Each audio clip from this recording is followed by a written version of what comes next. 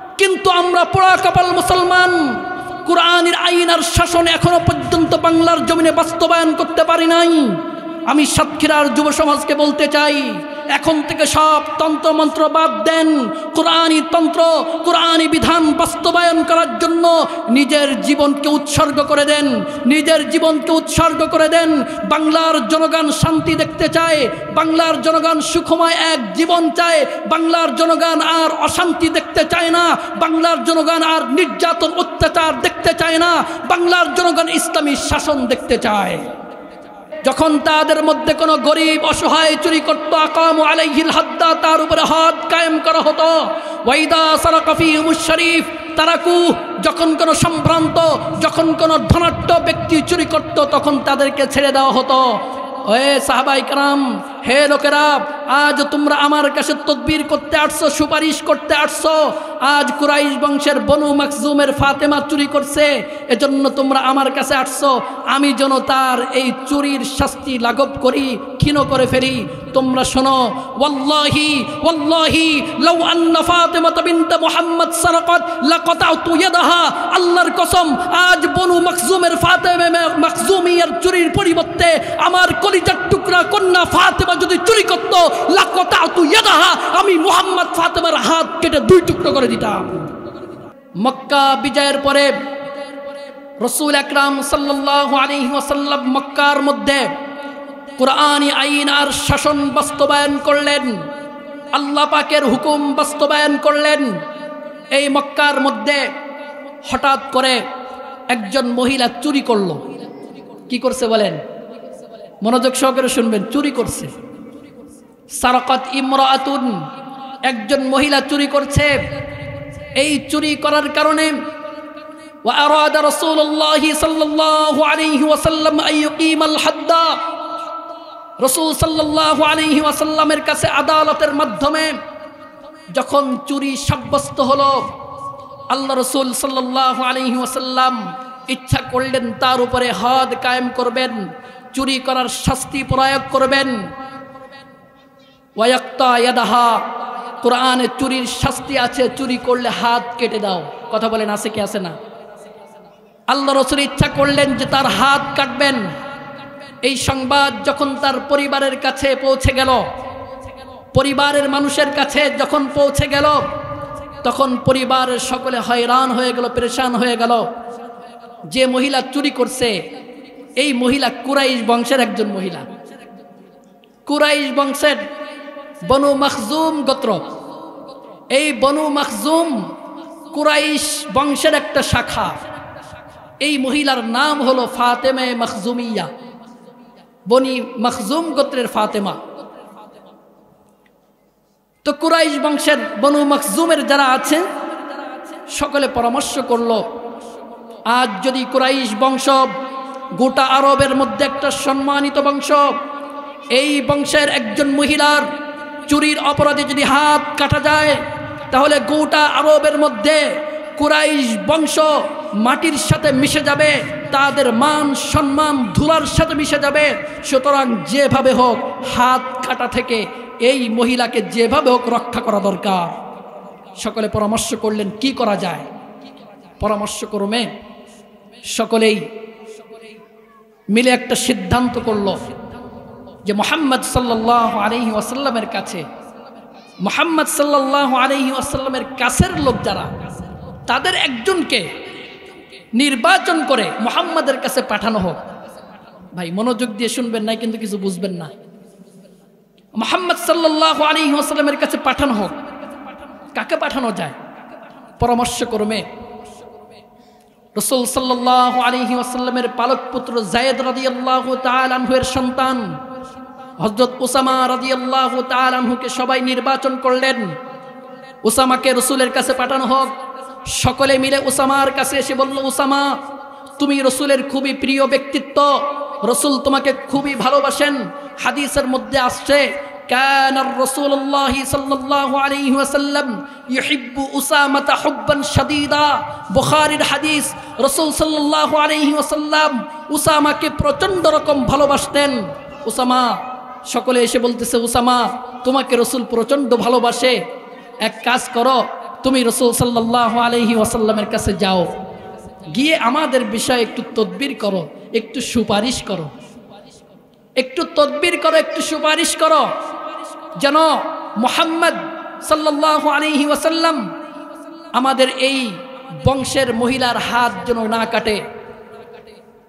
হযরত Osama সকলের পরামর্শক্রমে সে রাজি হয়ে গেল রসুলের কাছে আসবে।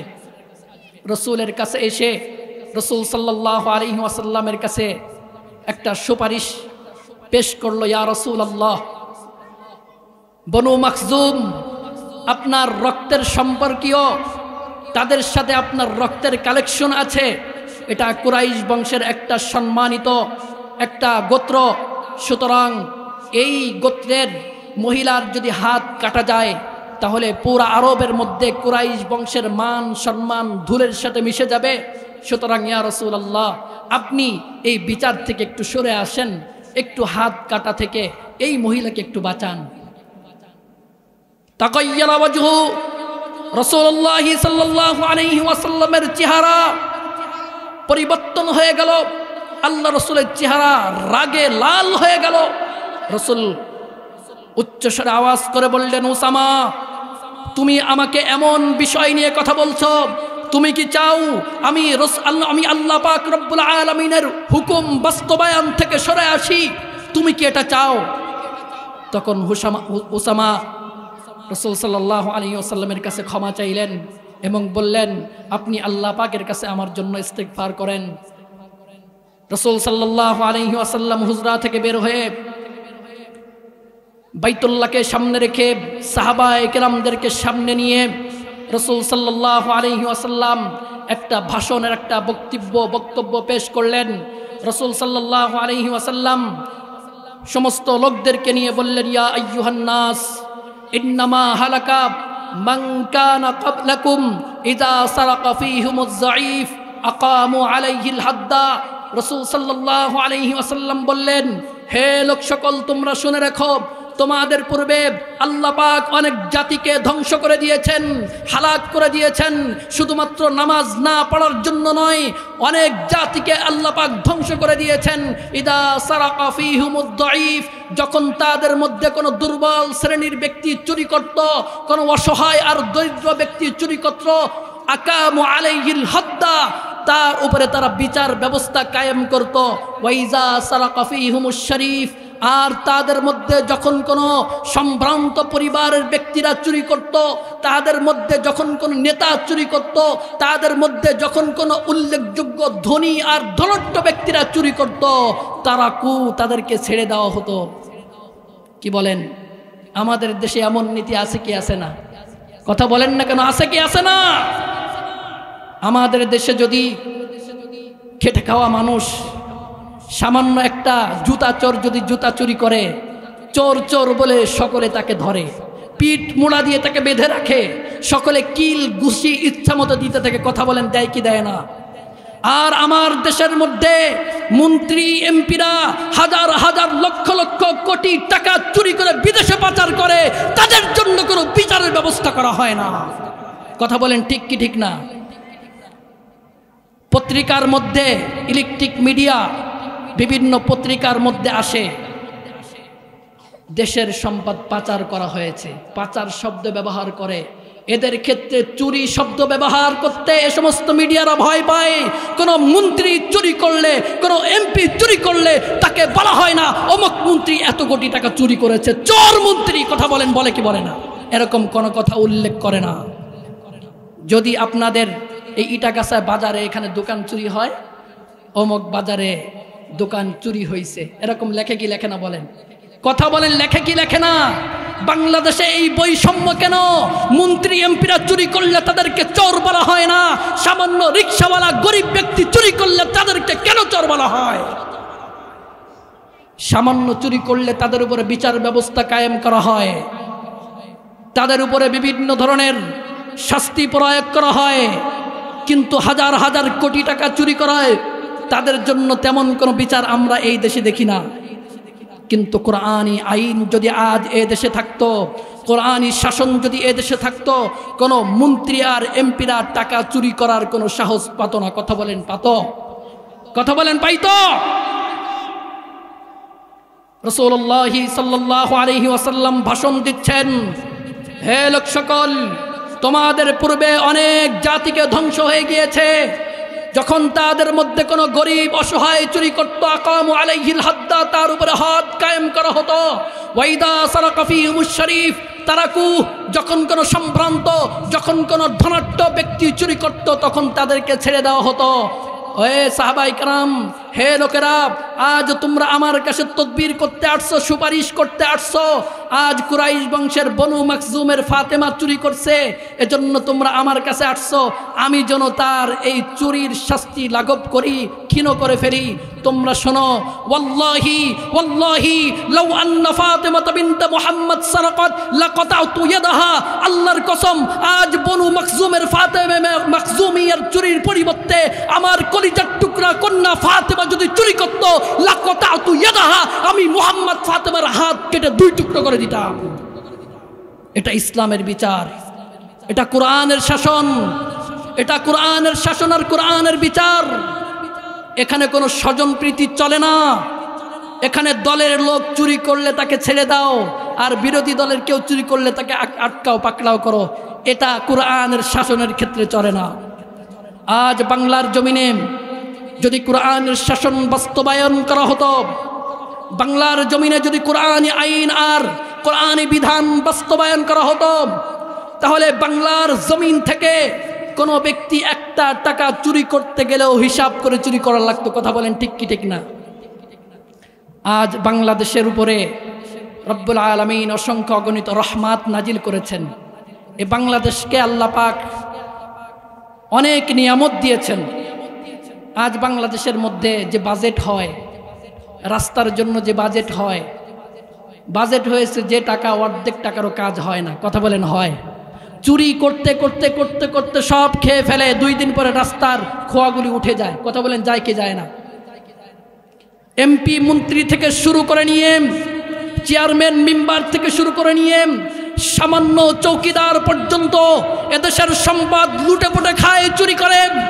আজ যদি এই বাংলাদেশে কোরআনী আইন আর শাসন বাস্তবায়ন করা হতো, কোনো এমপি, কোনো মন্ত্রী, কোনো চেয়ারম্যান, কোনো চৌকিদার বাংলাদেশের একটা সম্পদও চুরি করতে সাহস পেত না।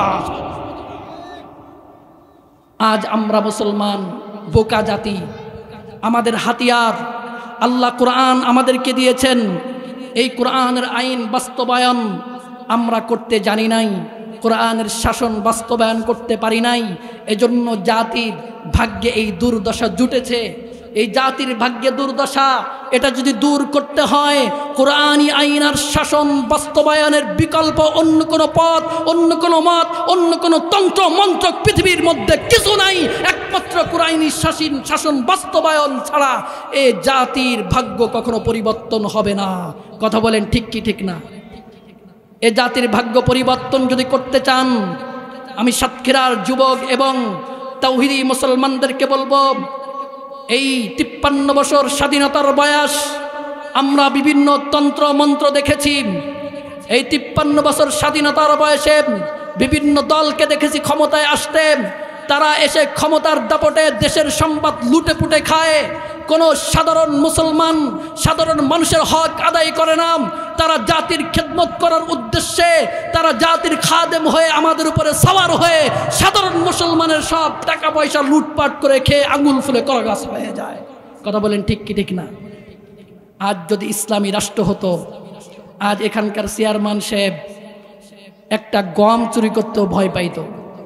কারণ যদি এখান থেকে গম চুরি করি, চাল চুরি করি, যেগুলো গরিবের রিলিফ, গরিবের জন্য আসে, সরকারের পক্ষ থেকে বরাদ্দ হয়, বাজেট হয়, সরকারের পক্ষ থেকে যে বাজেটটা হয় সেটাও পর্যন্ত গরিবের মাল কি পরিমাণ চুরি করে। আজ এই চুরির অপরাধে সাতক্ষীরা সদরে বিশাল আয়োজন করে যদি একজন প্রতিনিধিকে এভাবে কোরআনের আইন বাস্তবায়ন করা যেত, তার হাত কেটে দেওয়া যেত। এই শুধু সাতক্ষীরা না, পুরা বাংলাদেশের মধ্যে যখন এই সংবাদ ছড়িয়ে পড়ত চুরির অপরাধে একজন ব্যক্তিকে, একজন প্রতিনিধিকে গরিবের রিলিফের মাল ভক্ষণ করার অপরাধে, চুরি করার অপরাধে তার হাত কাটা গিয়েছে, কথা বলেন কথা বলেন, অন্য কোথাও কি কেউ সাহস পেত চুরি করার? কখনো পেত না, এই দুঃসাহসকেও দেখাতে পারত না। কিন্তু আমরা পোড়া কপাল মুসলমান কুরআনের আইন আর শাসন এখনো পর্যন্ত বাংলার জমিনে বাস্তবায়ন করতে পারি নাই।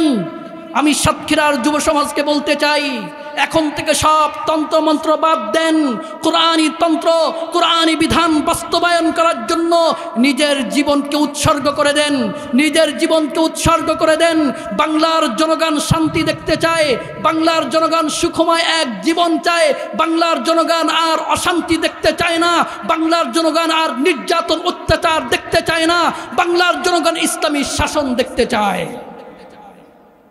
আর একটা দৃষ্টান্ত আপনাদের সম্মুখে পেশ করতে চাই। ইসলামী খিলাফত খলিফাতুল মুসলিমিন হযরত ওমর ইবনুল খাত্তাব রাদিয়াল্লাহু তাআলা আনহু যখন শাসক খলিফা, খলিফাতুল মুসলিমিনের আমলে মিশর বিজয়ী হলো। এই মিশর বিজয় করলো আমর ইবনুল আস রাদিয়াল্লাহু তাআলা আনহু। মিশর বিজয়ী হওয়ার পরে আমর ইবনুল আস রাদিয়াল্লাহু তাআলা আনহুকে মিশরের গভর্নর হিসেবে নিযুক্ত করা হলো।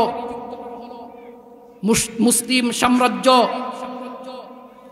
হযরত ওমর ইবনুল খাত্তাব রাদিয়াল্লাহু তাআলা আনহুর শাসনে মিশরের গভর্নর আমর ইবনুল আস মিশরকে পরিচালনা করেন। হঠাৎ করে একদিন যা রাজুলুন মিন আহলি মিসর ইলা ওমর ইবনুল খাত্তাব, মিশরের থেকে একজন ব্যক্তি ওমর ইবনুল খাত্তাব রাদিয়াল্লাহু তাআলা আনহুর কাছে আসছে। ওমর ইবনুল খাত্তাব রাদিয়াল্লাহু তাআলা আনহুর কাছে এসে এই মিশরি ব্যক্তি বলতেছে, ইয়া আমিরুল মুমিনিন তাসাবাকতু মা ইবনে আমর ইবনুল আস, মিশরের মধ্যে দৌড় প্রতিযোগিতায় আমি আমর ইবনুল আস এর সন্তান, তার সাথে দৌড় প্রতিযোগিতায় অংশগ্রহণ করি। আমর ইবনুল আস এর সন্তান, দৌড় প্রতিযোগিতায় অংশগ্রহণ করি একসাথে। ফাসাবাকতুহু, আমি তার উপরে অগ্রসর হয়ে যাই, আমি তার উপরে অগ্রসর হয়ে তাকে পিছনে ফেলে আমি বিজয় অর্জন করি। এই বিজয় অর্জন করার অপরাধে ফাদরাবানি, সে আমাকে প্রহার করে।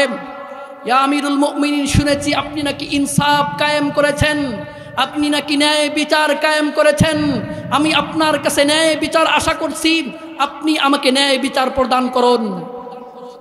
হযরত ওমর ইবনুল খাত্তাব রাদিয়াল্লাহু তাআলা আনহু যখন মিশরি ব্যক্তির কাছ থেকে এই কথা শুনল, তখন ওমর ইবনুল খাত্তাব রাদিয়াল্লাহু তাআলা আনহু আমর ইবনুল আস রাদিয়াল্লাহু তাআলা আনহুর কাছে চিঠি লিখলো। চিঠির মধ্যে উল্লেখ করে দিল, ইদা আতাকা কিতাবি ফালতাহদুর ইলাইয়া ওয়া মাকা ইবনুকা, হে আমর ইবনুল আস, যখন তোমার কাছে এই চিঠি পৌঁছাবে, তুমি সহ তোমার সন্তানকে নিয়ে খুব দ্রুততার সাথে আমার কাছে চলে আসো। এই চিঠি যখন ওমর ইবনুল খাত্তাব রাদিয়াল্লাহু তাআলা প্রেরণ করলেন, আমর ইবনুল আস যখন পেলেন, খুব দ্রুততার সাথে, কিছু বুঝে উঠতে পারে নাই, সন্তানকে নিয়ে ওমর ইবনুল খাত্তাবের কাছে চলে আসছে। হযরত ওমর ইবনুল খাত্তাব পিতা এবং সন্তানকে ডাকছে। ডাকার পরে ওই মিশরি ব্যক্তির হাতে চাবুক তুলে দিয়েছে। ওমর ইবনুল খাত্তাব বলেন, ইদরিব ইবনাল আকরামিন, এই মিশরি ব্যক্তি তোমাকে যেভাবে এই সম্মানিত ব্যক্তির সন্তান কোনো অপরাধ ছাড়া তোমাকে প্রহার করেছে, যেভাবেই তোমাকে প্রহার করেছে, ইদরিব ইবনাল আকরামিন, তুমি এই সম্মানিত ব্যক্তিকে, এই সম্মানিত ব্যক্তির সন্তানকে তুমি প্রহার করতে থাকো। ওই মিশরি ব্যক্তি হতবাক হয়ে গেলেন, কি ব্যাপার, এত সম্ভ্রান্ত একটা পরিবারের সন্তান, তাকে আমি প্রহার করব? সে বলল, না, আমি প্রহার করতে চাই না, আমার বিচার আমি পেয়ে গিয়েছি। মুহতারাম হাজিরিন, ওই মিশরি ব্যক্তি আর প্রহার করলেন না, কিন্তু ওমর ইবনুল খাত্তাব রাদিয়াল্লাহু তাআলা আনহু তাকে ধমক দিয়ে বললেন, তুমি তাকে প্রহার করো, তোমাকে যেভাবে সে প্রহার করেছে তুমিও সেভাবে প্রতিশোধ গ্রহণ করো। ওমর ইবনুল খাত্তাব রাদিয়াল্লাহু তাআলা আনহুর কথা এবং ধমকে ওই ব্যক্তি কয়েকটা প্রহার করলেন। প্রহার করার পরে ওমর ইবনুল খাত্তাব আমর ইবনুল আসকে ডেকে বললেন, হে আমর ইবনুল আস, তোমাকে মিশরের গভর্নর হিসেবে নিযুক্ত করা হয়েছে। তুমি পিতা তোমার ক্ষমতার অপব্যবহার করে তোমার সন্তান অসহায় মানুষদের উপরে প্রহার করবে, অন্যায়ভাবে মানুষকে মারবে, এটা কখনো হতে পারে না। আজ সন্তানকে প্রহার করা হলো, আগামীকাল যদি এমন তোমার ক্ষমতার অপব্যবহার তোমার সন্তানকে করে, এই চাবুক কিন্তু সন্তানের পিঠে পড়বে না। এ আমর ইবনুল আস, আগামীকাল যদি আবার বিচার আমার কাছে আছে, এই চাবুক কিন্তু তোমার পিঠের উপরে পড়বে। এটা ইসলামের শাসন, এটা কোরআনী শাসন, কোরআনী শাসন ব্যবস্থা। এখানে কোনো স্বজনপ্রীতি চলে না, এখানে কোনো বৈষম্য চলে না। নিজের দলের লোক অন্যায় করবে, ক্ষমতার অপব্যবহার করবে, ক্ষমতায় যারা যায় ক্ষমতার অপব্যবহার করে অন্য মানুষদেরকে আর গোনার টাইম নাই। অন্য মানুষদেরকে অন্যায়ভাবে তাদের উপরে প্রহার করা হয়, তাদেরকে মারা হয়, নির্যাতন করা হয়। এটা হলো ইসলামের বিচার। ইসলাম কখনো এটা সহ্য করে না, বরদাস্ত করে না। কথা বলেন, ইসলামী শাসন আর ইসলামী বিধান বাস্তবায়ন করার দরকার আছে কি আছে না? কথা বলেন মুসলমান, আছে কি আছে না? ইসলামী আইন আর কানুন একমাত্র সুখময় জীবন উপহার দিতে পারে আমাদেরকে। অন্য কোনো আইন আর শাসন সুখময় জীবন উপহার দিতে পারে না। আর একটা দৃষ্টান্ত আপনাদের সামনে পেশ করতে চাই। ওমর ইবনুল খাত্তাব রাদিয়াল্লাহু তাআলা শাসন আমলেরই ঘটনা। হাদিসের মধ্যে আসছে, আসলাম রাজুলুন, একজন ব্যক্তি আরবের মধ্যে, মিন সাদাতিল আরব, আরবের মধ্যে একটা সম্ভ্রান্ত পরিবার, ওই পরিবারের একজন ব্যক্তি মুসলমান হলো, ইসলাম ধর্ম গ্রহণ করলো। ইসলাম ধর্ম গ্রহণ করার পরে ওয়াদাহাবা লিল হাজ্জি, ওই ব্যক্তি মক্কা শরীফে হজ করতে আসছে। হজ করতে আসার পরে ওই ব্যক্তি বাইতুল্লাহ শরীফের চত্বরে বসে এভাবে চাদরটা মুড়ি দিচ্ছে, এভাবে চাদর মুড়ি দিয়েছে, চাদর মুড়ি দিয়ে চাদরটা এইভাবে বিছাই দিয়েছে। তো একজন ব্যক্তি সেখান থেকে যাচ্ছিল, যাওয়ার সময় তার পা চাদরের উপরে পড়ছে। ওই আরবের সম্ভ্রান্ত পরিবার যে মুসলমান হয়েছে, নবমুসলিম, সে এসে এই অপরাধে তার মুখের উপরে প্রচন্ড পরিমাণ আঘাত করেছে।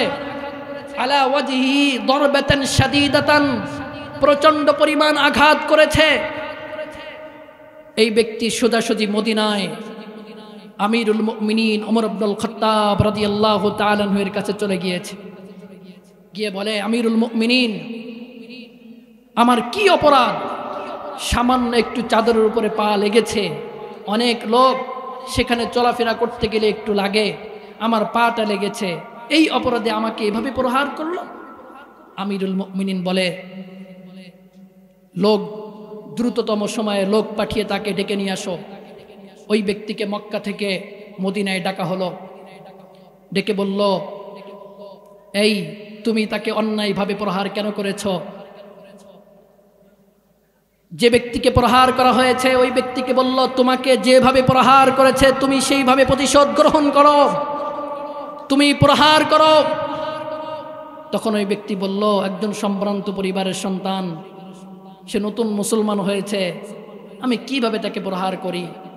আমিরুল মুমিনিন বললেন, আল ইসলামু ইউসাফি বাইনাকুমা, ইসলাম উভয়ের মাঝে সমতা বিধান করে, ইসলাম উভয়ের মাঝে সমান বিধান করে। ইসলাম কাউকে বেশি সম্মান আর মর্যাদা দিবে, কেউ কারোকে প্রহার করবে, এটা ইসলাম বরদাস্ত করে না। ইসলাম উভয়ের মাঝে সমতা বিধান করে, সুতরাং তুমি তাকে প্রহার করো। এটা হলো ইসলামের বিচার, এটা হলো ইসলামের বিচার, ইসলামের আইন ব্যবস্থা, এটা হলো ইসলামের শাসন ব্যবস্থা। মোহতারাম হাজরিন, ইসলামের শাসন যদি আমরা কায়েম করতে পারি, আমি আপনাদেরকে ইসলামী শাসন আর কোরআনী বিধান বাস্তবায়ন করলে যে কি ফায়দা আছে কিছু দৃষ্টান্ত আমি হাদিস থেকে পেশ করতেছি। এটা বানানো কথা না আমার, এটা হাদিসের কথা আপনাদের সামনে পেশ করতেছি। তাহলে কোরআনী বিধান বাস্তবায়ন করলে কি বলেন, এ সমস্ত বৈষম্য থাকবে? কোনো বৈষম্য থাকবে? সব দূর হয়ে যাবে না? আরেকটা দৃষ্টান্ত আপনাদের সামনে তুলে ধরতে চাই। হযরত আলী রাদিয়াল্লাহু তাআলা আনহু যখন সেনাপ্রধান, হযরত আলী রাদিয়াল্লাহু তাআলা যখন রাষ্ট্রপ্রধান, তখন হযরত আলী রাদিয়াল্লাহু তাআলা আনহু একদিন রাস্তা দিয়ে হেঁটে যাচ্ছে। হঠাৎ করে রাস্তার পাশে দেখে এক ইহুদি ব্যক্তি আলী রাদিয়াল্লাহু তাআলা আনহুর বর্ম ওই ইহুদি ব্যক্তির গায়ে দিয়ে সে দাঁড়িয়ে আছে। আলী রাদিয়াল্লাহু তাআলা ইহুদি ব্যক্তির কাছে গেছে, গিয়ে বলে, ভাই এই বর্মটি কি আমার? অথচ সে কি রাষ্ট্রপ্রধান। আলী রাদিয়াল্লাহু তাআলা কি রাষ্ট্রপ্রধান। ইহুদির কাছে গিয়ে বলে, এই বর্ম আমার, এই বর্ম আমার, আমার বর্ম আমাকে ফিরিয়ে দাও। ইহুদি বলে, না, এই বর্ম আমার। আলী বলে আমার, ইহুদি বলে আমার। এভাবে দুইজনের মধ্যে তর্ক বিতর্ক চলে। কিছু সময় যাওয়ার পরে হযরত আলী রাদিয়াল্লাহু তাআলা বলেন, হে ইহুদি, চলো আমরা বিচারকের কাছে যাই। কার কাছে যাই? কে বলতেছে?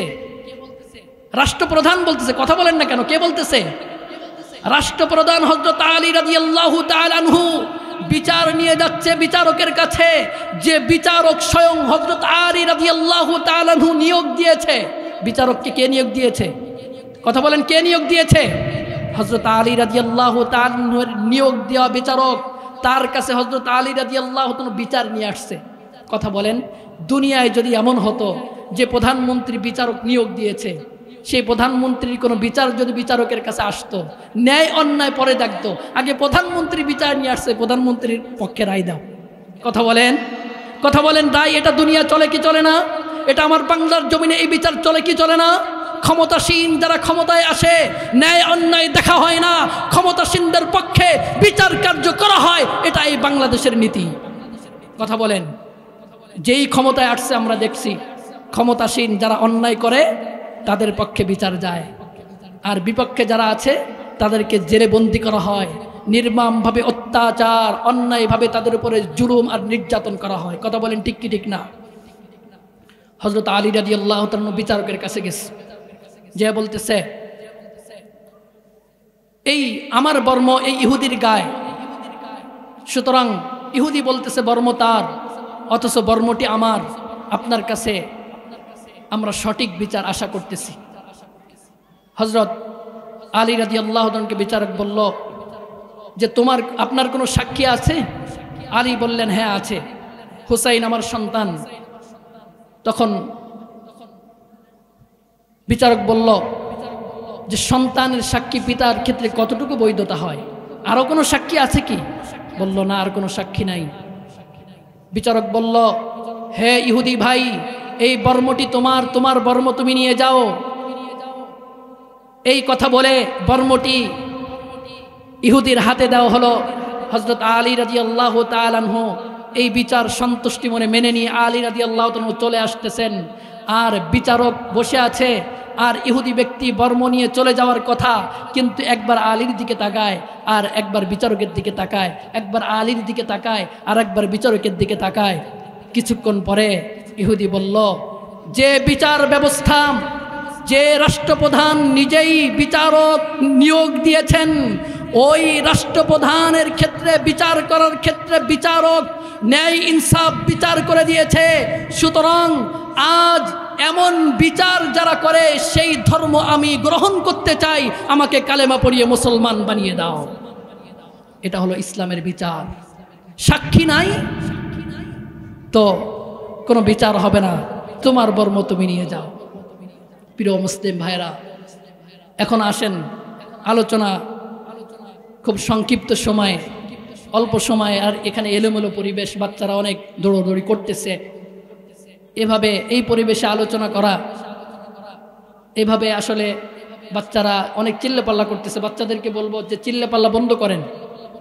ছোট ছোট বাচ্চারা যারা আছেন খুব মনোযোগ দিয়ে আলোচনা শোনেন, চিল্লাপাল্লা বন্ধ করেন। আল্লাহু আকবার। এখন আসেন আমরা কুরআনী বিধান কিভাবে বাস্তবায়ন করব, কিভাবে বাস্তবায়ন করতে চাই। সংক্ষিপ্ত সময়ে কিছু কথা বলে আলোচনা শেষ করে দিব।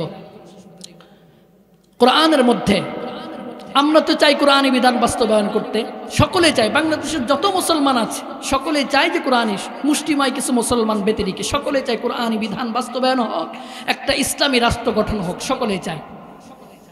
আল্লাহ পাক কোরআনের মধ্যে ইরশাদ করেন, হুয়াল্লাযী আরসালা রাসূলাহু বিল হুদা ওয়া দীনিল হক লিইয়ুযহিরাহু আলাদ দীন কুল্লিহি ওয়ালাউ কারিহাল মুশরিকুন। রব্বুল আলামিন বলেন, আমি রাসূল সাল্লাল্লাহু আলাইহি ওয়াসাল্লামকে প্রেরণ করেছি, আরসালা রাসূলাহু বিল হুদা, হেদায়েত দিয়ে এবং দ্বীন হক দিয়ে এজন্য প্রেরণ করেছি, লিইয়ুযহিরাহু আলাদ দীন কুল্লি, যাতে করে প্রত্যেকটা স্থানে ইসলাম বিজয়ী থাকে। ইসলাম বিজয়ী করবার জন্য আমি রাসূলকে দ্বীন হক এবং হিদায়াত দিয়ে প্রেরণ করেছি। সুতরাং ইসলাম বিজয়ের জন্য আল্লাহ রাসূল সাল্লাল্লাহু আলাইহি ওয়াসাল্লামকে পৃথিবীর মধ্যে পাঠিয়েছেন।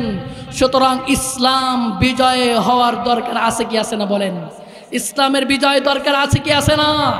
ইসলামের বিজয় যদি করতে হয় একমাত্র রব্বুল আলামিন যে বিধান দিয়েছেন, আল্লাহ পাক রব্বুল আলামিনের বিধান ছাড়া এই ইসলাম বিজয় কখনো হবে না। কথা বলেন তো কিভাবে ইসলামের বিজয় হবে?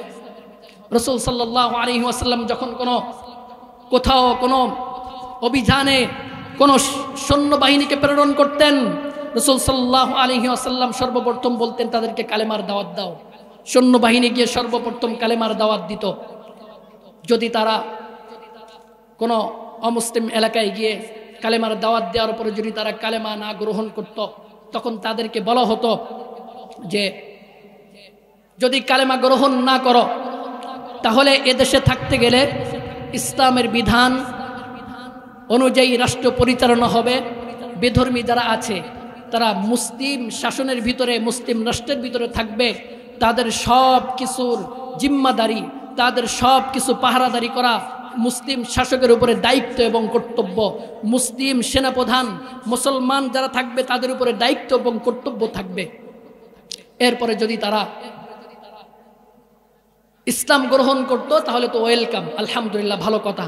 ইসলাম গ্রহণ না করলে তারা মুসলিম সাম্রাজ্যের ভিতরে বসবাস করবে, কিন্তু মুসলমানদেরকে জিজিয়া কর দিয়ে বসবাস করবে। ইসলাম কখনো কোনো অমুসলিমের উপরে অন্যায়ভাবে অত্যাচার চাপিয়ে দেয় না। ইসলাম কোনো অমুসলিমের উপরে অন্যায়ভাবে নির্যাতন চাপিয়ে দেয় না। কোনো অমুসলিমকে হামলা করার জন্য ইসলাম অনুমতি দেয় না। ইসলাম তখনও অনুমতি দেয় যখন ইসলামের বিজয় কেউ রুখে দিতে চায়, তখনই ইসলাম বলে তার সাথে জিহাদ করো। ইসলাম অন্যায়ভাবে কোনো মুসলমানের বাড়িঘর, মুসলিম অমুসলিমের উপরে বাড়িঘরের উপরে হামলা করা ইসলাম শিক্ষা দেয় না। প্রিয় মুসলিম ভাইরা, মুহতারাম হাজিরিন, আলোচনা সংক্ষিপ্ত। ইসলাম এমন একটি ধর্ম যেটা সব ধর্ম বর্ণ সকলের সুখ শান্তি ইসলাম দিতে পারে। ইসলাম এমন একটি ধর্ম, কোরআনের আয়াত, লা ইকরাহা ফিদ্দীন ক্বাদ তাবায়্যানার রুশদু মিনাল গাই। এই দিন ইসলাম কারোর উপরে চাপিয়ে দেওয়া হয় না। আমরা যে সমস্ত মিডিয়া পত্র পত্রিকায় দেখি, এই ইসলাম মানুষের উপরে বিভিন্ন বিষয়ে চাপিয়ে দেয়, যুদ্ধ করে, জিহাদ করে। কোরআন বলে লা ইকরাহা ফিদ্দীন, ইসলামের মধ্যে কোনো জবরদস্তি, কোনো চাপিয়ে দেওয়া বিষয় নাই। ইসলাম কাউকে চাপিয়ে দেয় না। কথা বলেন, ইসলাম কাউকে চাপিয়ে দেয় না। সে কথায় আপনাদেরকে বোঝাচ্ছি যে যখন কোথাও ইসলামের দাওয়াত নিয়ে যায় তখন তাদের উপরে জোর করা হয় না যে তোমরা ইসলাম ধর্ম গ্রহণ করো। কথা বলেন, জোর করা হয় না। ইসলাম ধর্ম গ্রহণ করলে ভালো, আলহামদুলিল্লাহ। যদি গ্রহণ না করো কোনো সমস্যা নাই, তোমরা থাকো। তবে মুসলমান সাম্রাজ্যের ভিতরে ইসলাম অধ্যুষিত এলাকায় থাকতে হবে। তবে কথা হলো জিজিয়া কর আর ট্যাক্স দিয়ে থাকতে হবে। প্রিয় মুসলিম ভাইরা, ইসলামের বিজয়, এটার জন্য আমাদেরকে ইসলাম যেটা শিক্ষা দেয় সেটা হলো আল্লাহর এই জমিনের ইঞ্চি ইঞ্চি জমিনের মধ্যে আল্লাহর দিন বিজয় হবে যতক্ষণ না পর্যন্ত সমস্ত ফুকাহায়ে কেরাম একমত আল্লাহর এই জমিনে কোথাও কোনো এলাকায় ইসলাম যদি বিজয় না থাকে, এলাকার সমস্ত মানুষের উপরে দায়িত্ব এবং কর্তব্য, বিশ্বের মানুষের, মুসলিম মানুষের উপরে দায়িত্ব এবং কর্তব্য আল্লাহর ইঞ্চি ইঞ্চি জমিনে খোদার দিনকে বিজয় করা। কথা বলেন, ঠিক কি ঠিক না? এই খোদার দিন বিজয় করার জন্য, ইসলামকে বিজয় করার জন্য ইসলামের যে বিধান জিহাদ আমাদের উপরে ফরজ করা হয়েছে, এই জিহাদ থেকে আমরা অনেক দূরে সরে আছি। রব্বুল আলামিন কোরআনের মধ্যে ইরশাদ করেন, কুতিবা আলাইকুমুল কিতাল ওয়া হুয়া কুরহুল লাকুম, তোমাদের উপরে জিহাদকে ফরজ করা হয়েছে, যদিও তো এটা তোমাদের কাছে অপছন্দনীয়। ওয়াসা আন তাকরাহু শাইআন ওয়া হুয়া খায়রুল লাকুম ওয়াসা আন তুহিব্বু শাইআন ওয়া হুয়া শাররুল লাকুম, কিছু কিছু বিষয় আছে যেটা তোমাদের কাছে অপছন্দনীয় কিন্তু ওটা তোমাদের জন্য মঙ্গল, আর কিছু কিছু বিষয় আছে যেটা তোমাদের কাছে পছন্দনীয় কিন্তু ওটার মধ্যে তোমাদের জন্য অমঙ্গল রয়েছে। মোহতারাম হাজিরিন, এরপরে রব্বুল আলামিন সূরাতুন নিসা 95 নম্বর আয়াতে কারিমা রব্বুল আলামিন ইরশাদ করেন, ফালিয়াকাতিল ফি সাবিলিল্লাহিল্লাযীনা ইয়াশরুনাল হায়াতাদ দুনিয়া বিল আখিরা, যারা আখিরাতের বিনিময়ে যারা তাদের দুনিয়ার জীবনের বিনিময়ে আখিরাতকে বিক্রি করেছে, আখিরাতকে যারা দুনিয়ার বিনিময়ে যারা আখিরাতকে খরিদ করে নিয়েছে, তারা যেন ফালিয়াকাতিল, তারা যেন যুদ্ধ করে। ওমাই ইয়াকাতিল ফি সাবিলিল্লাহ, আর যারা আল্লাহর রাস্তায় যুদ্ধ করে জিহাদ করে, রব্বুল আলামিন বলেন তারা হয়তো শাহাদাত বরণ করবে অথবা ইয়াগলিব, বিজয় অর্জন করবে। আর যারা শাহাদাত অর্জন করবে, বিজয় অর্জন করবে, ফাসাউফা নুতিহি আজরান আযীমা, আমি রব্বুল আলামিন অচিরেই তাদেরকে আজর আজিম দান করব, মহা পুরস্কার দান করব। সূরা নিসার মধ্যে রব্বুল আলামিন আরো ইরশাদ করেন, লা ইয়াস্তাবিল কাঈদুনা মিনাল মুমিনিনা গায়রু উলিদ দারার ওয়াল মুজাহিদুনা ফি সাবিলিল্লাহি বিআমওয়ালিহিম ওয়া আনফুসিহিম, যারা ঘরে বসে থাকে আর যারা জান মাল দিয়ে আল্লাহর রাস্তায় জিহাদ করে তারা কখনো এক হতে পারে না। ফাদ্দালাল্লাহুল মুজাহিদিন আলাল কাঈদিন, আল্লাহ পাক রব্বুল আলামিন মুজাহিদ যারা আল্লাহর রাস্তায় জিহাদ করে আর যারা ঘরে বসে থাকে তাদের উপরে আল্লাহ পাক রব্বুল আলামিন আজরান আযীমা, আল্লাহ পাক রব্বুল আলামিন আজর আজিম দান করবেন। এরপরে রব্বুল আলামিন শুধু এখানে নয়, রব্বুল আলামিন সূরা তাওবার মধ্যে ইরশাদ করেন, আজআলতুম সিকায়াতাল হাজ ওয়া ইমারাতাল মাসজিদিল হারামি কামান আমানা বিল্লাহি ওয়াল ইয়াউমিল আখির ওয়া জাহাদা ফি সাবিলিল্লাহ লা ইস্তাবুনা ইনদাল্লাহ, তোমরা যারা বাইতুল্লাহ হজ করে, বাইতুল্লাহ হাজিদেরকে পানি পান করায়, বাইতুল্লাহ নির্মাণ করে এবং যারা আখিরাতের প্রতি ঈমান আনে, আল্লাহর রাস্তায় জিহাদ করে, তাদেরকে আর বাইতুল্লাহ নির্মাণ করে তাদেরকে এক মনে করো না। লা ইস্তাবুনা ইনদাল্লাহ, আল্লাহ পাক রব্বুল আলামিনের কাছে তারা কখনো সমান হতে পারে না। এরপর রব্বুল আলামিন বলেন, ওয়াল্লাযীনা আমানু ওয়া হাজারু ওয়া জাহাদু ফি সাবিলিল্লাহি বিআমওয়ালিহিম ওয়া আনফুসিহিম, যারা ঈমান আনে, হিজরত করে এবং আল্লাহর রাস্তায় জিহাদ করে তাদের জান এবং মাল দিয়ে, আ'যামু দারাজাতান ইনদাল্লাহ, আল্লাহ পাকের কাছে তাদের জন্য উত্তম প্রতিদান রয়েছে। উলাইকা হুমুল ফাইজুন, তারাই হলো সফলকাম, তারাই হলো রব্বুল আলামিনের কাছে সফলকাম ব্যক্তি। রব্বুল আলামিন এরপরে অন্য আয়াতে বলেন, ইন্নাল্লাহা ইউহিব্বুল্লাযীনা ইউকাতিলুনা ফি সাবিলিল্লাহি বিআমওয়ালিকুম ওয়া আনফুসিকুম, ইন্নাল্লাহা ইউহিব্বুল্লাযীনা ইউকাতিলুনা ফি সাবিলিল্লাহি সাফফান কাআন্নাহুম বুনিয়ানুম মারসুস, রব্বুল আলামিন তাদেরকে ভালোবাসেন যারা আল্লাহর রাস্তায় জিহাদ করে সারিবদ্ধভাবে, কেমন যেন তারা সীসাডালা প্রাচীরের মতো।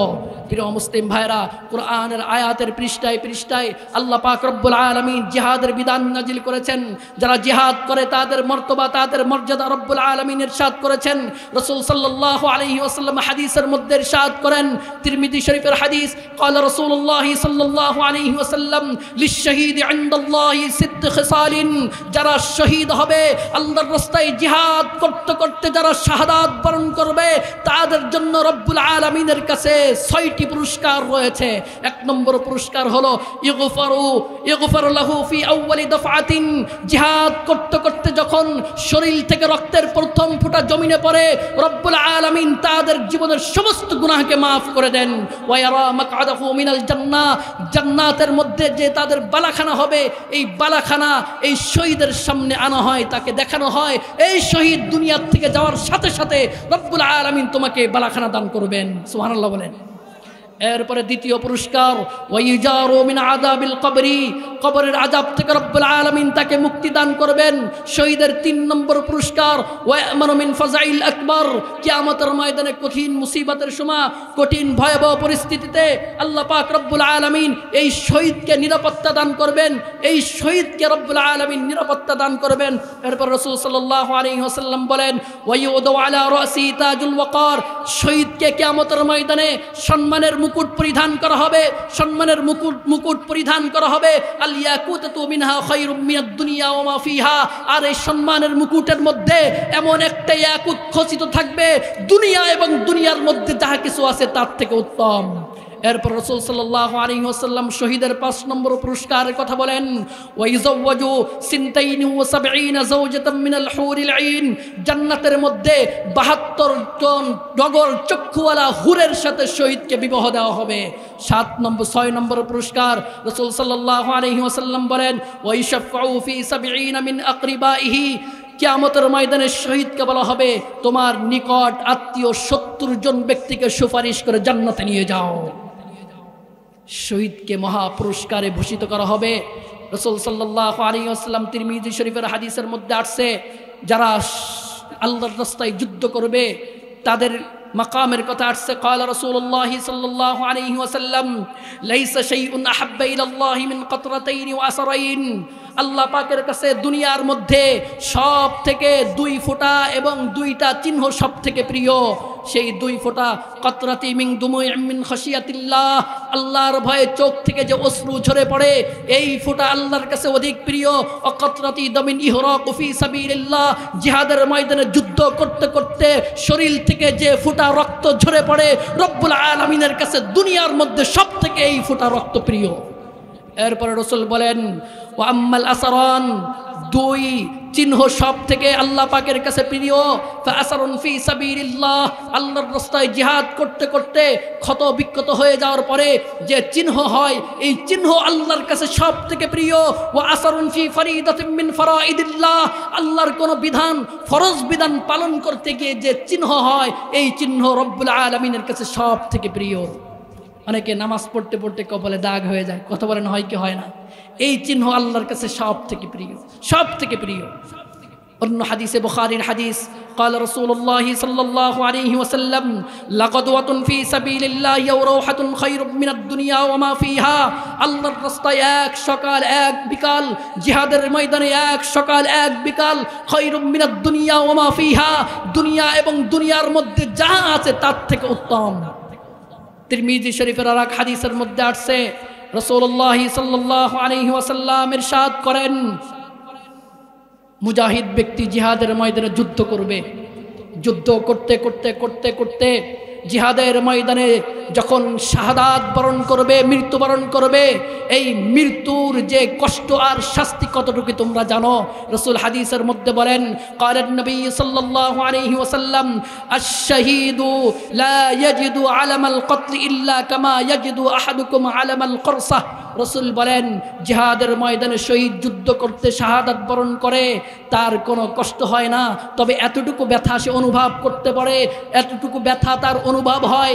দুনিয়ার মধ্যে তোমাদের কারোর যদি পিঁপড়ায় কামড় দেয়, পিঁপড়ায় কামড় দিলে যতটুকু ব্যথা অনুভব করে একজন শহীদ যুদ্ধ করতে করতে, দিন বিজয়ের জন্য যুদ্ধ করতে করতে আল্লাহর রাস্তায় যখন শাহাদাত বরণ করে তার এই পিঁপড়ার কামড়ের মতো এতটুকু ব্যথা অনুভব হয়। সুবহানাল্লাহ বলবেন না? শহীদের মর্যাদার মর্তবা রব্বুল আলামিন অনেক মাকাম অনেক সম্মান রেখেছেন। মুহতারাম মুহাজিরিন, সংক্ষিপ্ত আলোচনা, সময় খুবই সংক্ষিপ্ত। আল্লাহ পাক রব্বুল আলামিন অনেক মর্যাদা শহীদকে দিয়েছেন। সুতরাং দিন বিজয়ের জন্য শাহাদাতের তামান্না, শাহাদাতের আশা নিজেদের মধ্যে রাখতে হবে। প্রিয় মুসলিম ভাইরা, সাতক্ষীরার যুব সমাজ, সাতক্ষীরার তৌহিদি জনতা, আপনাদেরকে কিছু বিষয় বলতে চাই সংক্ষিপ্ত আকারে, সময় খুবই সংক্ষিপ্ত। রব্বুল আলামিন এই পৃথিবীর মধ্যে আমাদেরকে পাঠিয়েছেন। আল্লাহর দিন বিজয়ে বেশে থাকবে, এটাই ইসলাম বলে। আল্লাহর দিন সর্বস্থানে বিজয়ে থাকবে, এটা কোরআন বলে, হাদিস বলে। সুতরাং আল্লাহ পাকের দিন বিজয়ের জন্য, আল্লাহ পাকের বিধানকে বাস্তবায়ন করার জন্য যদি জীবন দিতে হয়, রক্ত দিতে হয়, কারা কারা জীবন আর রক্ত দেওয়ার জন্য প্রস্তুত আছে? হাত তুলে দেখায়। নারায়ে তাকবীর, নারায়ে তাকবীর, নারায়ে তাকবীর। দিন ইসলাম, দিন ইসলাম, দিন ইসলাম, দিন ইসলাম। প্রিয় মুসলিম ভাইরা, সংক্ষিপ্ত পরিসরে কিছু ভবিষ্যৎবাণী আপনাদেরকে শোনাইতে চাই। বর্তমান প্রেক্ষাপট সম্পর্কে আপনারা অবগত আছেন। পুরা বিশ্বের মধ্যে মুসলমানদের উপর অত্যাচার, নির্যাতন যেভাবে চলতেছে, আল্লাহ রাসূল ভবিষ্যৎবাণী করে গিয়েছেন কিয়ামতের ময়দানে আবার মুসলমানদের হাতে ক্ষমতা আসবে। বিশ্ব আবার মুসলমানরা পরিচালনা করবে। এই বিশ্ব ক্ষমতা আবার আসবে, ভারতবর্ষ মুসলমানরা বিজয় করবে, মুসলমানদের হাতে ভারতবর্ষ আবার আসবে। আল্লাহ রাসূল সাল্লাল্লাহু আলাইহি ওয়াসাল্লাম হাদিসে মুবারাকার মধ্যে ইরশাদ করেন, ইসাবাতানে মিন উম্মতি তাগজুল হিন্দা ইসাবাতুন তাকুর মা ঈসা ইবনে মারইয়াম। রাসূল সাল্লাল্লাহু আলাইহি ওয়াসাল্লাম বলেন, ইসাবাতান মিন উম্মতি, আমার উম্মতের মধ্যে এমন একটা সময় আসবে দুইটি দল আল্লাহর রাস্তায় যুদ্ধ করবে। আহরাদাহুমুল্লাহু মিনান নার, আল্লাহ পাক রব্বুল আলামিন তাদেরকে জাহান্নামের আগুন থেকে মুক্তি দান করবেন। এক নম্বর ইসাবাতুন তাগজুল হিন্দা, এক নম্বর দল হলো যারা হিন্দুস্তানে লড়াই করবে, যুদ্ধ করবে। হিন্দুস্তানে যে লড়াই হবে, গজওয়াতুল হিন্দ হবে, যারা গজওয়াতুল হিন্দে অংশগ্রহণ করবে, আহরাদাহুমুল্লাহু মিনান নার, আল্লাহ পাক তাদেরকে জাহান্নামের আগুন থেকে মুক্তি দান করবেন। এই গজওয়াতুল হিন্দের সৈনিক হতে রাজি আছেন তো সবাই? সাতক্ষীরার মুসলমান রাজি আছেন তো? গজওয়াতুল হিন্দের সৈনিক হতে রাজি আছেন তো? আল্লাহ পাক আমাদেরকে গজওয়াতুল হিন্দের সৈনিক হওয়ার সৌভাগ্য দান করুন। সকলে বলেন আমিন। আল্লাহ পাক রব্বুল আলামিন আমাদের জন্য একটি কিতাব নাজিল করেছেন।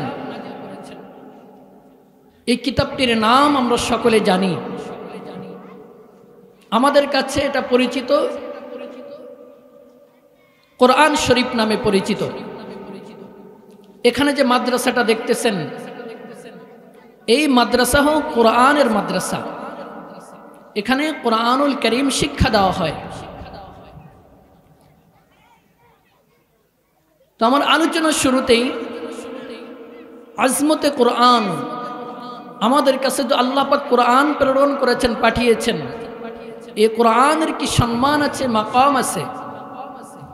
এই কোরআনুল কারীম যারা আঁকড়ে ধরে, যারা কোরআন শিক্ষা করে, তাদের কি মর্যাদা আছে। আমরা এখানে যারা উপস্থিত হয়েছি, আমাদের অনেকের সন্তান মাদ্রাসায় পড়ে, অনেকে কোরআনের হেফজ করতেছে, অনেকে কোরআনের শিক্ষা নিচ্ছে। তো তারা কেমন শ্রেষ্ঠ, তাদের মান মাকাম কেমন, সম্মান আল্লাহ পাক তাদেরকে দান করেছেন। আমাদের মাঝে যে কোরআন আছে, আল্লাহ পাক রব্বুল আলামিন হযরত আদম আলাইহিস সালাম থেকে মুহাম্মদ আরবি সাল্লাল্লাহু আলাইহি ওয়াসাল্লামের আগ পর্যন্ত যত নবী এবং রাসূলগণকে পৃথিবীর মধ্যে পাঠিয়েছেন, আর যাদেরকে আল্লাহ পাক আল্লাহর পক্ষ থেকে কিতাব দিয়েছেন, সেগুলো ছিল শুধুমাত্র কিতাবুল্লাহ। কি ছিল বলেন? সবাই বলেন কি ছিল? ভাই কথা বলতে হবে, কথা বলতে হবে।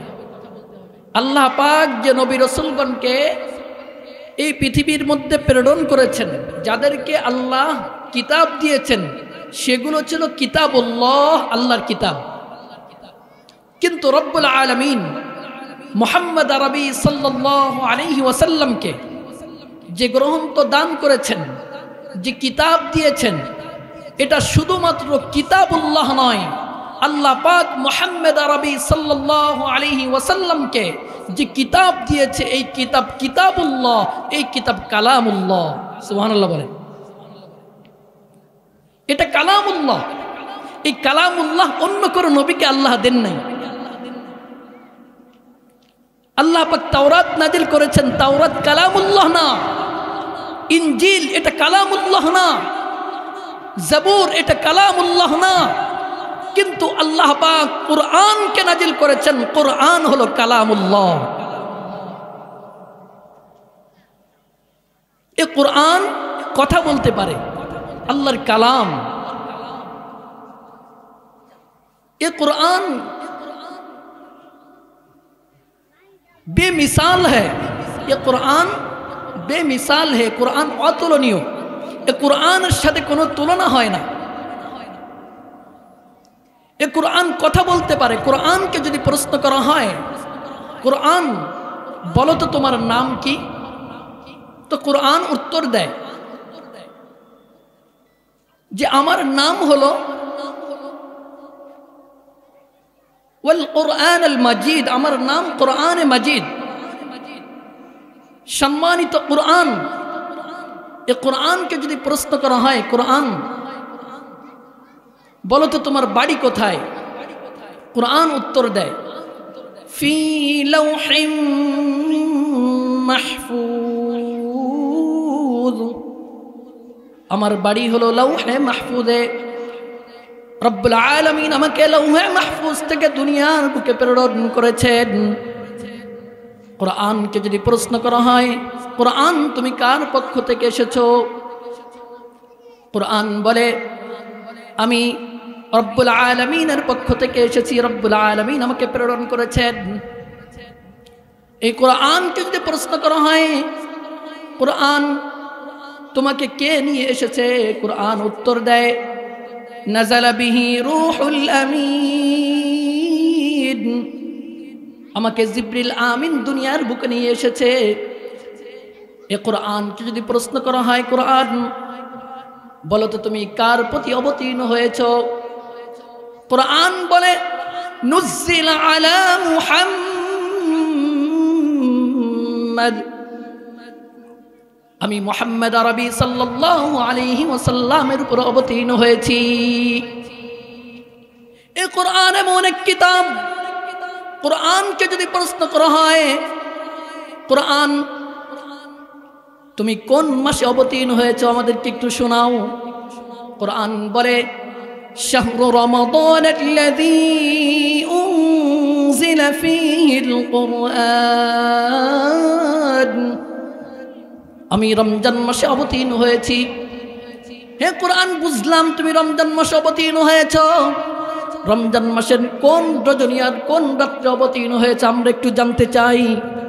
কুরআনকে প্রশ্ন করি, কুরআন উত্তর দিয়ে দেয় ইন্না আনজালনাহু ফি লাইলাতিল কদর, আমি রমজান মাসের বরকতময় এক রজনী লাইলাতুল কদর আমি অবতীর্ণ হয়েছি। এ কুরআনকে যদি আরো প্রশ্ন করি, কুরআন তোমার মধ্যে কোনো সন্দেহ আছে কিনা, কুরআনকে প্রশ্ন করলে কুরআন বলে যালিকাল কিতাবু লা রাইবা ফীহ, এ এমন এক কিতাব যে কিতাবের মধ্যে কোনো সন্দেহ নাই। এ কুরআন তোমার মধ্যে যদি কেউ সংশয় করে, কেউ সন্দেহ পোষণ করে, তাহলে তুমি কি উত্তর দিবে তাকে? কুরআন বলে যদি কেউ সন্দেহ করে আমার বিষয়, তাহলে তোমরা তাকে উত্তর দিয়ে দাও ওয়া ইন কুনতুম ফি রাইবিন মিম্মা নাযালনা আলা আবদিনা ফাতু বিসূরাতিন মিন মিসলিহি وادعوا شهداءكم من دون الله إن كنتم صادقين। এ কুরআন উত্তর দিয়ে দেয়, যদি কুরআনকে নিয়ে কেউ যদি সংশয় পোষণ করে, কুরআনকে যদি বলে কুরআনের মধ্যে কোনো ধরনের ভুল আছে, কুরআন বলে যে তাকে বলে দাও কুরআনের মধ্যে যে ছোট্ট সূরাটি আছে, এই ছোট্ট সূরার মতো তারা যেন একটি সূরা তৈরি করে নিয়ে আসে। কুরআনকে যদি প্রশ্ন করি, কুরআন বলো তো তোমাকে আমরা কিভাবে তেলাওয়াত করব, আমরা তোমাকে কিভাবে পড়ব? কুরআন বলে তোমরা আমাকে তেলাওয়াত করবে ওয়ারাত্তিলিল কুরআন তারতিলা, আমাকে তোমরা তেলাওয়াত করবে, তারতিল সহকারে তেলাওয়াত করবে। মা হুয়া তারতিল? الترتيل هو تجويد الحروف ومعرفة الوقوف। কুরআন বলে যে তারতিল সহকারে আমাকে তেলাওয়াত করবা। তারতিল হলো হরফের মাখরাজ সহকারে, সিফাত সহকারে কুরআনকে পড়া। কুরআন বলে দিচ্ছে তাকে কিভাবে তেলাওয়াত করতে হবে, এটাও বলে দেয় কুরআন। এই কুরআন কালামুল্লাহ, এই কুরআন কথা বলতে পারে। এই কুরআন কালামুল্লাহ, এই কুরআন কথা বলতে পারে। এই কুরআন বেমিসাল হে, কুরআন অতুলনীয়, কুরআনের সাথে কোনো তুলনা চলে না। এই কুরআনকে যিনি অবতীর্ণ করেছেন রব্বুল আলামিন বেমিসাল হে, রব্বুল আলামিনের সাথে কারোর তুলনা চলে না। কুরআনকে যে জিবরিল আমিন নিয়ে এসেছেন, জিবরিল আমিন সমস্ত ফেরেশতাদের মধ্যে সরদার। জিবরিল আমিন হওয়া তুলনীয়, জিবরিল আমিনের সাথে কোনো তুলনা চলে না। এ কুরআন সর্বপ্রথম যে জামাত তেলাওয়াত করেছেন সাহাবায়ে কেরামের জামাত। সাহাবায়ে কেরামের জামাত বেমিসাল, কোনো তুলনা অন্য কোনো সাহাবীদের সাথে চলে না।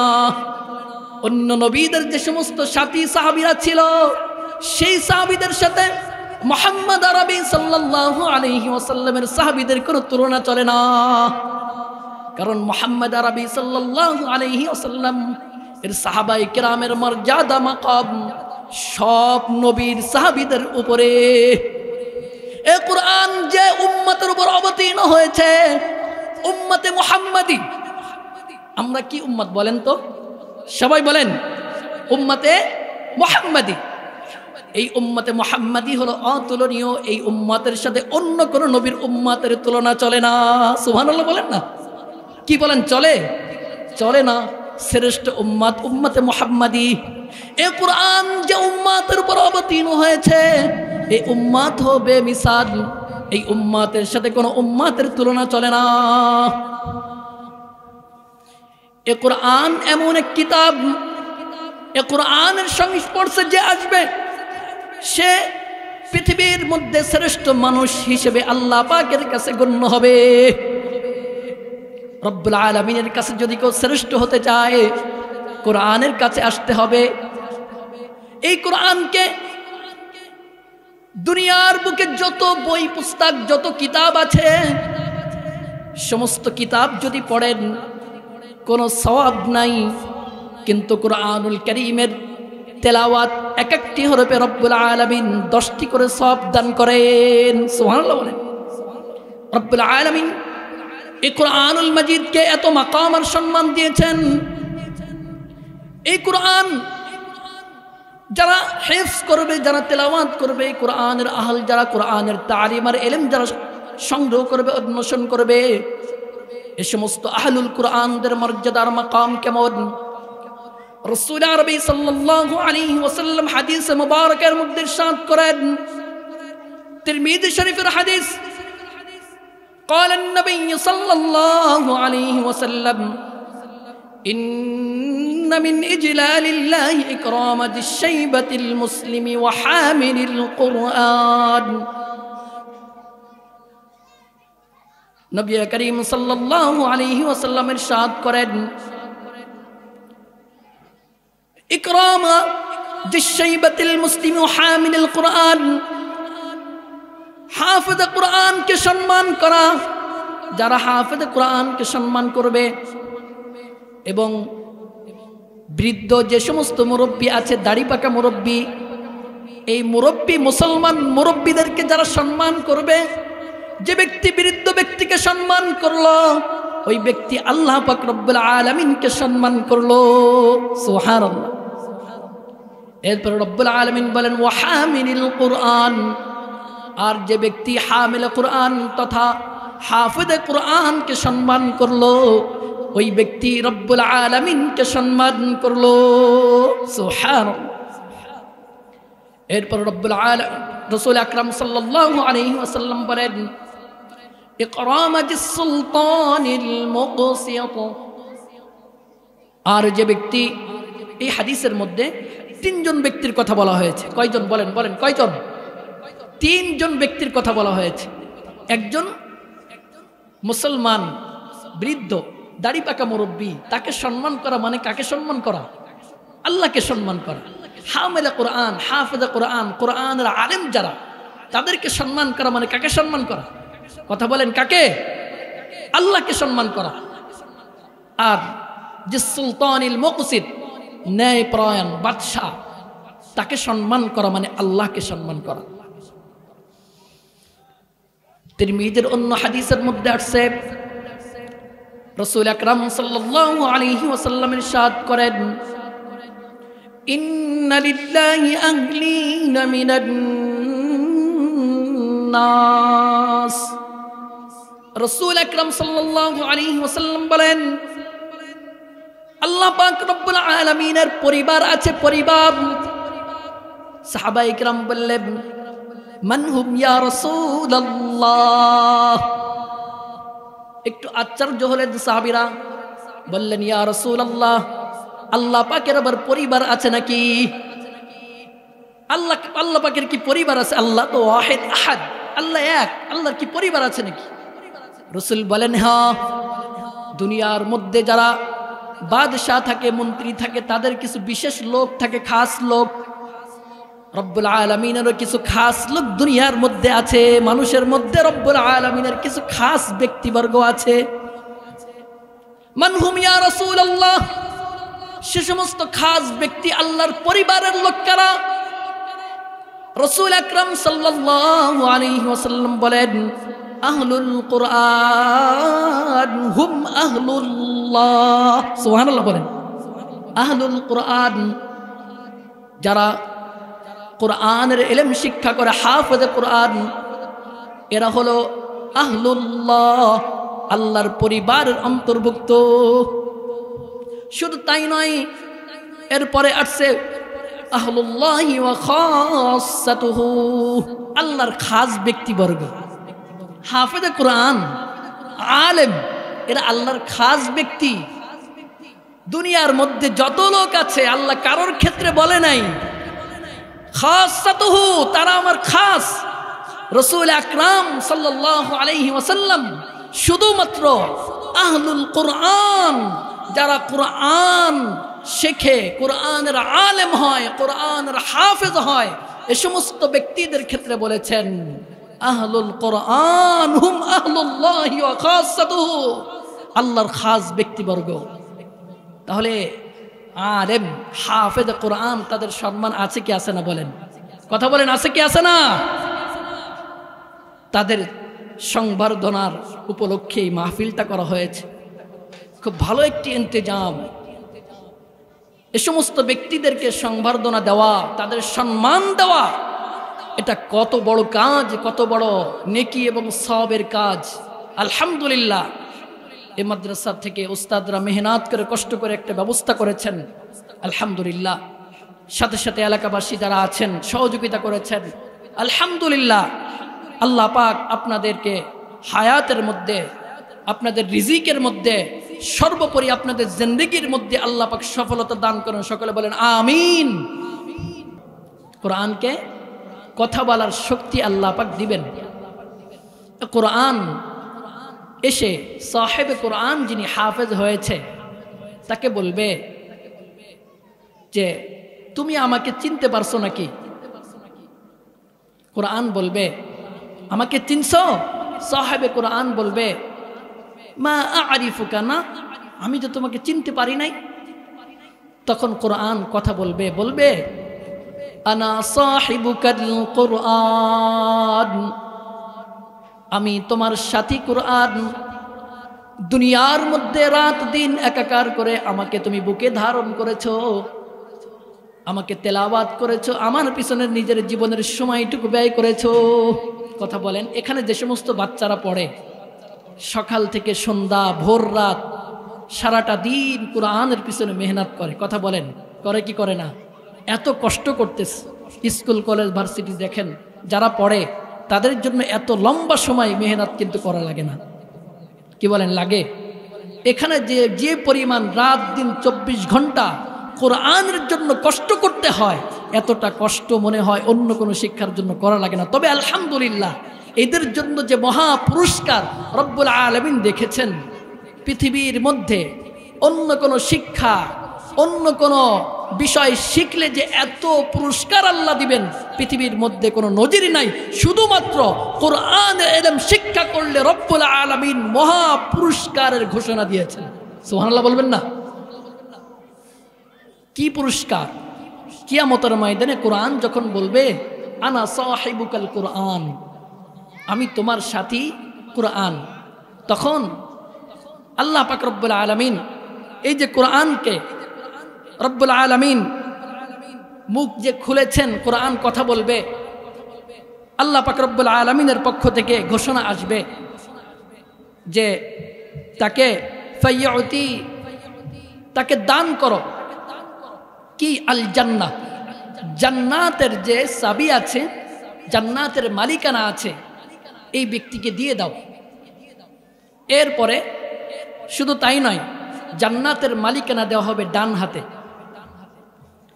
বাম হাতে দেওয়া হবে ওয়াল খুলদা বিশিমালিহি। কিয়ামতের ময়দানে যারা কোরআনের হাফেজ হবেন তাদের বাম হাতে জান্নাতের মধ্যে যে চিরস্থায়ী থাকবে, চিরস্থায়ী থাকার জন্য রব্বুল আলামিন তাকে বাম হাতে চিরস্থায়ী জান্নাতে থাকার একটা ঠিকানা রব্বুল আলামিন বাম হাতে দান করবেন। শুধু তাই নয়, রব্বুল আলামিন কিয়ামতের ময়দানে হাফেজ কোরআনকে ওয়ায়ুদাউ আলা রাসিহি তাজুল ওয়াকার, রব্বুল আলামিন কিয়ামতের ময়দানে হাফেজ কোরআনকে একটা সম্মানের মুকুট পরিধান করাবেন। কিসের মুকুট বলেন? কথা বলেন। সম্মানের মুকুট পরিধান করাবেন। এরপর রব্বুল আলামিন বলবেন এই হাফেজ কোরআনের পিতামাতা কোথায়? যারা দুনিয়ার মধ্যে কষ্ট করে সন্তানকে হাফেজ বানিয়েছে, আলেম বানিয়েছে। ওয়ায়ুকসা ওয়ালিদাহু হুল্লাতাইন, রব্বুল আলামিন বলবেন হাফেজ কোরআনের পিতামাতাকে 2 জোড়া কাপড় পরিধান করিয়ে দাও। হাদিসের মধ্যে আসছে এই 2 জোড়া কাপড়ের দাম কেমন? দুনিয়ার সকল মানুষ সকলে মিলে যদি চেষ্টা করে হাফেজ কোরআনের পিতামাতাকে দামি এবং মূল্যবান কাপড় রব্বুল আলামিন হাফেজ কোরআনের পিতামাতাকে পরিধান করাবেন। সুবহানাল্লাহ বলবেন না? একটু জোরে বলেন না সুবহানাল্লাহ। আওয়াজ নাই কেন রে ভাই? আওয়াজ তো দিতে হবে। হাফেজ কোরআনের পিতামাতা এটা দেখে আশ্চর্য হয়ে যাবে, কি ব্যাপার, অন্য কাউকে তো এত দামি কাপড় পরিধান করাচ্ছে না, আমাদেরকে এত দামি শান শৌকতওয়ালা কাপড় আমাদের পরিধান করাচ্ছে। বলবে এটা কেন, কি জন্য? তখন ঘোষণা আসবে যে আপনাদের সন্তান কোরআন হিফজ করছে, এই জন্যই আল্লাহ পাক রব্বুল আলামিন আপনাদের জন্য এমন কাপড়ের ব্যবস্থা করেছেন। এরপরে হাফেজ কোরআনকে অনুমতি দেওয়া হবে সুপারিশ করার জন্য, সুপারিশ করার জন্য অনুমতি দেওয়া হবে। হাদিসের মধ্যে আসছে আকরিবাই, নিজের নিকট আত্মীয়দেরকে সুপারিশ করে জান্নাতে নিয়ে যাবেন। হাফেজ কোরআনের মর্যাদা রব্বুল আলামিন পৃথিবীর মধ্যে অন্য কোনো শিক্ষা, অন্য কোনো কিতাব পড়লে এত মর্যাদা দেন নাই যেমন মর্যাদা রব্বুল আলামিন এই কোরআনুল কারীম হিফজ করলে, কোরআনুল কারীমের ইলম শিক্ষা করলে যে মর্যাদা দিয়েছে অন্য কোনো কিতাব, অন্য কোনো বই পুস্তক পড়লে এত মর্যাদা রাখেন নাই। এই কোরআনের মাকাম আর শান আর মর্যাদা যদি আলোচনা করতে থাকি শেষ হবে না। এই কোরআনের মাকাম আর মর্যাদা রব্বুল আলামিন পৃথিবীর মধ্যে সব থেকে সর্বশ্রেষ্ঠ রেখেছেন। এই কোরআনের মাদ্রাসার মাহফিলে আপনারা এসেছেন, শুধুমাত্র কোরআন আল্লাহ পাক রব্বুল আলামিন যে পৃথিবীর মধ্যে প্রেরণ করেছেন, শুধুমাত্র কোরআন দিয়ে নামাজ পড়ার জন্য আল্লাহ কোরআন শুধুমাত্র পাঠান নাই। কি বলেন? শুধুমাত্র নামাজ পড়ার জন্য কি কোরআন পাঠিয়েছেন? কথা বলতে হবে, আমার সাথে কথা বলেন। শুধুমাত্র নামাজ পড়ার জন্য রব্বুল আলামিন কোরআন পাঠান নাই। এ কোরআনকে শুধুমাত্র ঝাড় ফুঁক আর পানি ফুঁক দেওয়ার জন্য কোরআন পাঠান নাই। এই কোরআনুল মাজিদকে ইসালায়ে সাবের জন্য পাঠান নাই। এই কোরআনুল মাজিদকে রব্বুল আলামিন পৃথিবীর মধ্যে প্রেরণ করেছেন যারা কোরআন অনুযায়ী তাদের জীবনকে পরিচালনা করবে। এই কোরআন সুখময় জীবনের গ্যারান্টি দিতে পারে। পৃথিবীর মধ্যে অন্য কোনো মতবাদ, অন্য কোনো গ্রন্থ, অন্য কোনো কিতাব, অন্য কোনো আইন আর শাসন মানুষকে এই গ্যারান্টি দিতে পারে না। সুখময় জীবনের গ্যারান্টি একমাত্র কোরআন দিতে পারে। কথা বলেন ঠিক কি ঠিক না? এ কোরআন এমন এক কিতাব, এ কোরআন মানুষ তার পারিবারিক জীবন যদি সুখময় করতে চায়, এ কোরআন মানুষের পারিবারিক জীবন সুখময় করতে পারে যদি কোরআনের বিধান আর আইন অনুযায়ী নিজের পরিবারকে সাজাইতে পারে। ওই পরিবার সুখময় এক পরিবার হিসেবে পৃথিবীর মধ্যে আল্লাহ পাক রব্বুল আলামিন সুখময় একটা পরিবার দান করবেন। এই কোরআন যদি কোনো ব্যক্তি তাদের সামাজিক জীবনে বাস্তবায়ন করতে পারে, কোরআন অনুযায়ী সমাজ পরিচালনা করতে পারে, এই কোরআন গ্যারান্টি দেয় ওই সমাজ পুরা বিশ্বের মধ্যে, পুরা এলাকার মধ্যে ওই সমাজ হবে একটা সুখময় সমাজ। এ কোরআন অনুযায়ী যদি কোনো রাষ্ট্র কোরআনী শাসন বাস্তবায়ন করে আর কোরআন অনুযায়ী রাষ্ট্র পরিচালনা করতে পারে, ওই রাষ্ট্র আর ওই দেশ সুখময়, সমৃদ্ধশীল এবং সর্ব উন্নতির শিখরে পৌঁছে যাবে। একমাত্র কোরআন এই গ্যারান্টি দিতে পারে। পৃথিবীর মধ্যে অন্য কোনো বই, অন্য কোনো কিতাব এই গ্যারান্টি দিতে পারে না। কথা বলেন ঠিক কি ঠিক না? এ পাশে যারা আছেন সকলে বসে যান, খুব দ্রুত বসে যান, সবাই বসেন। তাহলে আমরা বুঝলাম এই কোরআন আসছে শুধুমাত্র তেলাওয়াতের জন্য না, কোরআন আসছে শুধুমাত্র ঝাড় ফুঁক দেওয়ার জন্য না। এই কোরআন আল্লাহ পাঠিয়েছেন আমাদের ব্যক্তিগত জীবনে কোরআনী শাসন বাস্তবায়ন করা, পারিবারিক জীবনে কোরআনী শাসন বাস্তবায়ন করা, সামাজিক জীবনে কোরআনী শাসনকে বাস্তবায়ন করা, রাষ্ট্রীয় জীবনে কোরআনী শাসনকে বাস্তবায়ন করা। হাদিসের মধ্যে আসছে সায়াতি আলা উম্মতি জামানুন লা ইয়াবকাল ইসলামু ইল্লা ইসমুহু ওয়ালা ইয়াবকাল কুরআনু ইল্লা রাসমুহু মাসাজিদুহুম আমিরাতুন ওয়া হিয়া খারাবুন আলাল হুদা। রাসূল আকরাম সাল্লাল্লাহু আলাইহি ওয়াসাল্লাম ইরশাদ করেন, সেই 1450 বছর আগে রাসূল ভবিষ্যৎবাণী করে গিয়েছেন, সায়াতি আলা উম্মতি জামানুন, আমার উম্মতের মধ্যে এমন একটা জামানা, এমন একটা সময় আসবে, লা ইয়াবকাল ইসলামু ইল্লা ইসমুহু, ইসলাম শুধুমাত্র নাম মাত্র বাকি থাকবে। নামে মুসলমান, আব্দুল্লাহ, আব্দুর রহমান, আব্দুর রহিম, অনেক সুন্দর সুন্দর নাম হবে, কিন্তু একজন মুসলমানের যে করণীয়, একজন মুসলমান তার ব্যক্তিগত জীবন কোরআন দিয়ে সাজাবে, একজন মুসলমান তার সামাজিক জীবন কোরআনী আইন বাস্তবায়ন করবে, একজন মুসলমান তার রাষ্ট্রীয় জীবনে কোরআনকে বাস্তবায়ন করবে, কিন্তু মুসলমান শুধুমাত্র নাম থাকবে। কথা বলেন ঠিক কি ঠিক না? আমরা কয়জন নিজের ব্যক্তিগত জীবন কোরআন দিয়ে সাজাতে পেরেছি? কয়জন আমাদের পরিবারকে কোরআন অনুযায়ী সাজাতে পেরেছি? কতজন বাংলার মুসলমান আছে যারা কোরআন অনুযায়ী তাদের সমাজকে সাজিয়েছে? আমরা দুর্ভাগা জাতি, দুর্ভাগ্য আমাদের। এদেশে এত মুসলমান থাকতে আমাদের কাছে কিতাবুল্লাহ, কালামুল্লাহ, কোরআন আছে। আমাদেরকে আল্লাহ পাক বড় নিয়ামত দান করেছেন, ঈমান নামক এক দৌলত দিয়েছেন। আমাদের বিশ্বনবী মুহাম্মদুর রাসূলুল্লাহ সাল্লাল্লাহু আলাইহি ওয়াসাল্লামকে আল্লাহ পাক আমাদেরকে নবী, আমাদের নবী হিসেবে পাঠিয়েছেন। রাসূল আমাদেরই নবী, আমাদের কত সৌভাগ্য। কিন্তু পোড়া কপাল মুসলমান, আমরা সেই সুখ নিতে জানি না। আমরা কোরআনকে বানিয়েছি শুধুমাত্র তেলাওয়াতের মধ্যে সীমাবদ্ধ। কোরআনকে বানিয়েছি সূরা ফাতিহা পড়ে ফুঁক দিয়ে মানুষ অসুস্থ রোগীদেরকে খাওয়ানো, আর কোরআনকে বানিয়েছি তাবিজ বানিয়ে গলায় ঝুলিয়ে রাখা। কোরআন মসজিদ আর মাদ্রাসার ভিতরে সীমাবদ্ধ থাকে। বাংলার মুসলমান যতদিন পর্যন্ত কোরআনকে মসজিদ আর মাদ্রাসার ভিতরে সীমাবদ্ধ রাখবে, এ জাতি কখনো সফলকাম জাতিতে পরিণত হতে পারবে না। কোরআন শুধুমাত্র মাদ্রাসা মসজিদে সীমাবদ্ধ রাখার জন্য পাঠাই নাই।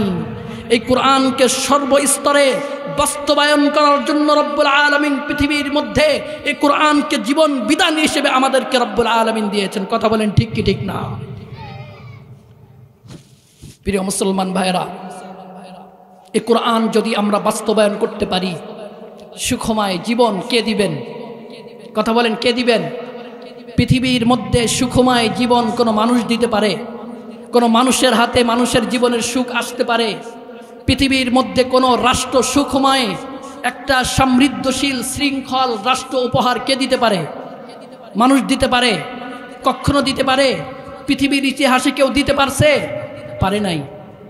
এ কোরআন অনুযায়ী যদি আমরা রাষ্ট্র গঠন করতে পারি, তাহলে একটা সুখময় রাষ্ট্র হবে। কেমন রাষ্ট্র হবে? আমি কিছু আপনাদের সম্মুখে দৃষ্টান্ত পেশ করতে চাই, খুব মনোযোগ সহকারে শুনবেন।